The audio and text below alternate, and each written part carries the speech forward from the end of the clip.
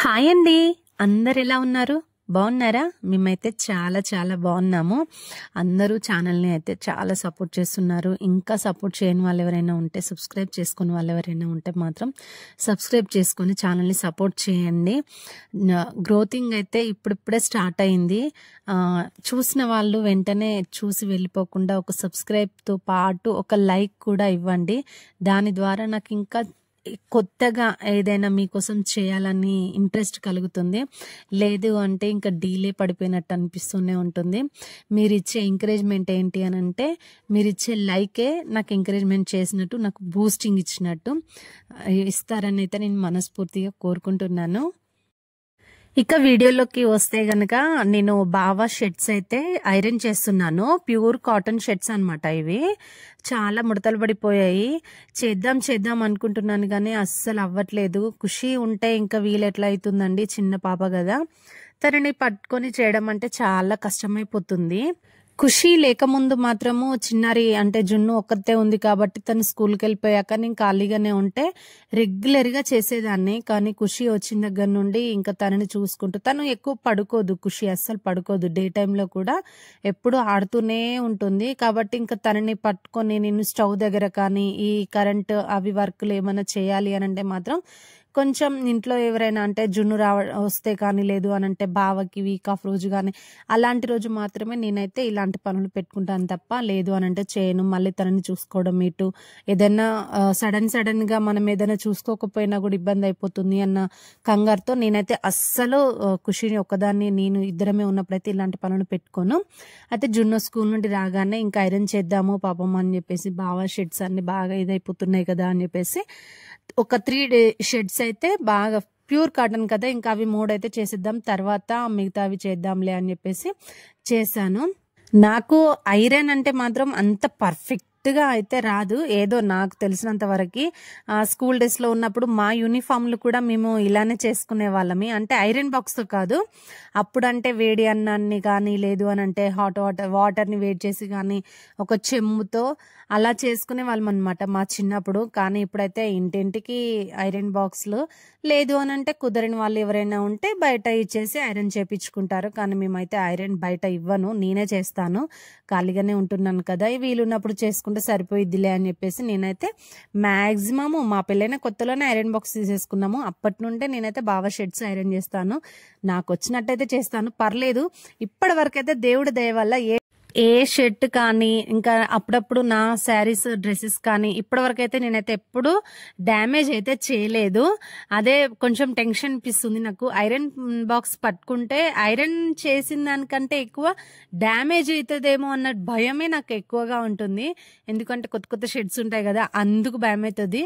కానీ ఇప్పటివరకు అయితే ఏమీ కాలేదు, థ్యాంక్ గాడ్. ఎంతమంది నాలా ఇంట్లో ఉన్నప్పుడు ఐరన్ మీరే చేసుకుంటారు, లేదు అని అంటే బయట ఇచ్చేస్తారు? ఈ రోజుల్లో ఎవరండి అంత ఓపిక్గా కూర్చొని చేసుకునే వాళ్ళు? చాలా మంది అయితే బయటనే ఇచ్చేస్తారు.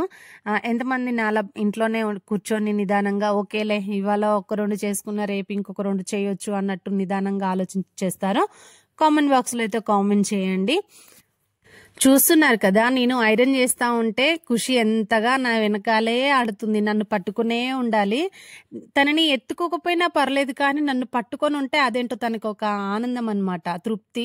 నన్ను పట్టుకునే కూర్చుంటది, నన్ను పట్టుకునే నిల్చుంటది, అలానే ఉండాలన్నమాట. ఇంక తనని ఎవరు తీసుకోవద్దు, తీసుకున్నా ఏడుస్తూనే ఉంటది. అందుకే జున్ను కాసేపు తన దగ్గర, కాసేపు నా దగ్గరికి పంపించడం అలా చేస్తూనే ఉంటే ఇంకా తనని చూసుకుంటూ నేనైతే ఐరన్ అయితే కంప్లీట్ చేసేసాను. ప్యూర్ కాటన్ కదా, చాలా టైం పట్టేసింది. మళ్ళీ చాలా రోజులు అయిపోయింది కదా ఎక్కువగా ముడతలు ఉండడం వల్ల. కానీ పర్లేదు, లాస్ట్కి అయితే కొంచెం బాగానే వచ్చాయి 3. చాలా అంటే చాలా టైం పట్టింది. ఓపిక్గా చేయాలి కదా, చాలా ఓపిక్గా చేశాను.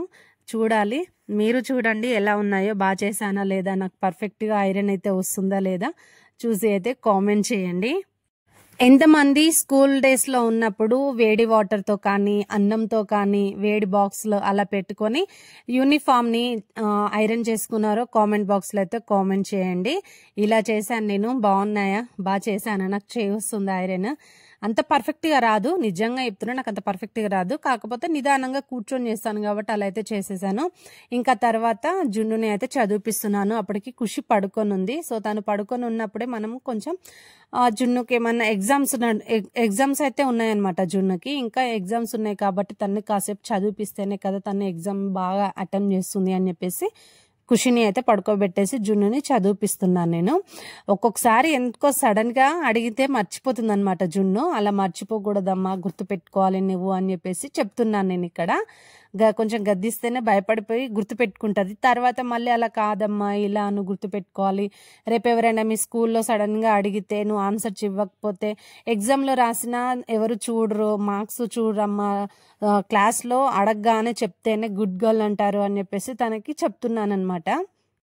ఇక జున్నునైతే చదివించేశాక బావనైతే డ్యూటీ నుండి వచ్చారు. ఇంకా తర్వాత నేనైతే వంట పని చేస్తున్నాను. టమాటా దోసకాయ కర్రీ చేస్తున్నాను. ఫస్ట్ టైం టమాటా దోసకాయ కాంబినేషన్ కర్రీ చేయడం నేను ఇప్పటివరకు ఎప్పుడూ చేయలేదు. తిన్నాను కానీ ఎలా ఉంటుందో అనుకున్నాను కానీ చాలా బాగుంది.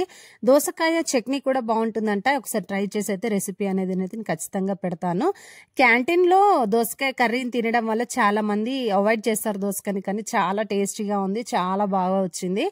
దోసకాయ చట్నీ బాగుంటుందా, దోసకాయ టమాటా బాగుంటుందా, దోసకాయ పప్పు బాగుంటుందా, ఎంతమందికి ఇష్టమో లైక్ ఇచ్చుకోండి, కామెంట్ అయితే ఖచ్చితంగా చేయండి.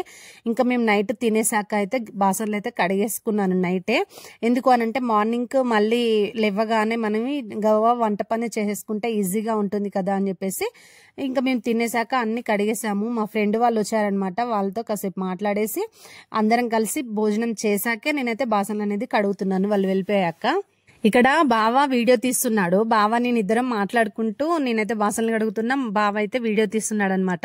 స్టాండ్ లేదు నీకు, మమ్మల్ని స్టాండ్ లా యూజ్ చేస్తున్నావు అని చెప్పేసి అంటే నేను అడుగుతున్నాను, మరి స్టాండ్ ఏదో కొనియొచ్చు కదా, నువ్వు కొనిస్తా నిన్ను అడుగుతానా, నాకు ఈ మాత్రం హెల్ప్ చేయాలి కదా, మరి చేయకపోతే ఎలా, ఇంకెవరున్నారు నాకు చేయడానికి, నువ్వే కదా అని చెప్పేసి బావని నేను కొంచెం గట్టిగానే అంటున్నాను, అలానైనా కొనిస్తారేమో అని. కానీ చూడాలి, బావ నాకు టైం ఇస్తున్నారనమాట. నువ్వు ఎక్కువ ఛానల్ని ఎంత గ్రోతింగ్ చేసుకుంటే అంత ఫాస్ట్గా నేను నీకు స్టాండ్ కొనిస్తాను, నీ ఛానల్ని చాలా డల్ అయిపోతుంది అని చెప్పేసి నాకు చెప్తున్నారు. సజెషన్ ఇవ్వచ్చు కదా అని చెప్పేసి నేను అంటున్నాను బావని.